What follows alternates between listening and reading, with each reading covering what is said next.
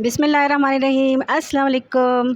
Welcome to Kulsoom kitchenette. उम्मीद है कि आप सब लोग ठीक ठाक और खुशबाश होंगे। आज मैं लेकर आई हूँ आप लोगों के लिए बहुत ही स्पेशल बनाना फ्लेवर साबूदाना कस्टर्ड शरबत, जिसका बनाना बहुत ही आसान है।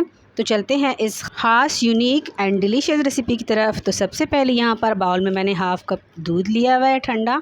इसमें हम शामिल कर देते हैं 2 टेबलस्पून बनाना कस्टर्ड पाउडर और इसको अच्छी तरह से मिक्स कर देंगे। इसमें कोई भी गुठली बाकी नहीं रहनी चाहिए और इसको साइड पर कर देंगे। और यहाँ पर हम ले लेते हैं 2 गिलास दूध।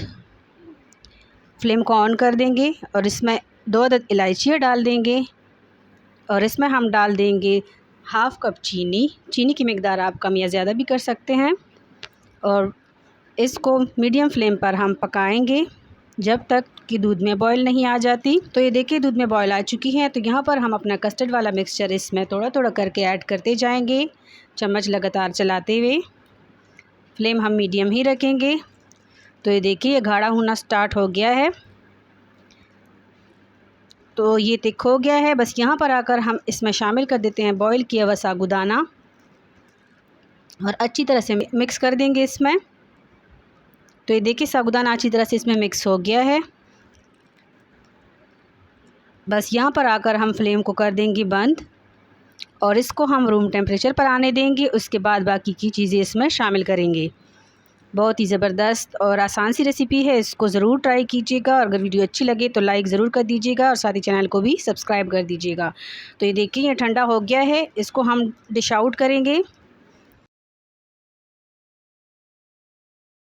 और इसमें हम शामिल कर देते हैं तुख्म रेहान, जिसको मैंने भिगो के रख दिया था 1 घंटा पहले।